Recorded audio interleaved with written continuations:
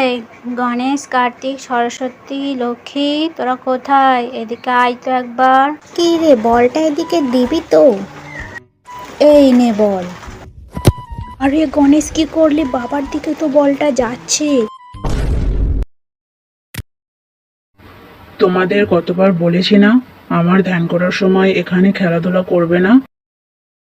গণেশ, কার্তিক, সরস্বতী, লক্ষ্মী, তোরা কোথায়? এদিকে আয় তো একবার।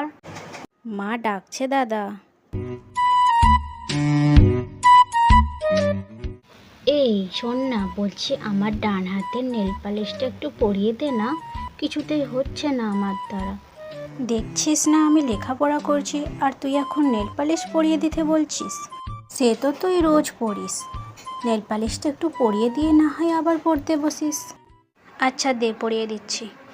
গণেশ, কার্তিক, সরস্বতী, লক্ষ্মী, তোরা কোথায়? এদিকে আয় তো একবার। আগে দেখে আসি মা কেন ডাকছে, চল।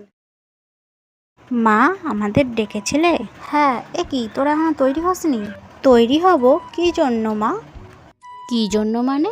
তোরা তোদের মামার বাড়ি যাবি না? যদি না যাস তো বল, আমি একাই চলে যাচ্ছি। না না, আমরা সবাই মিলে যাব। তাহলে যা, গিয়ে তৈরি হয়ে নে। তোদের জামা কাপড় আমি আগেই গুছিয়ে নিয়েছি। সাবধানে থেকো তুমি। কোনো অসুবিধা হলে আমাকে খবর দিও, আমি চলে আসবো। নন্দীকে বলে রেখেছি তোমাকে রান্না করে দেবে।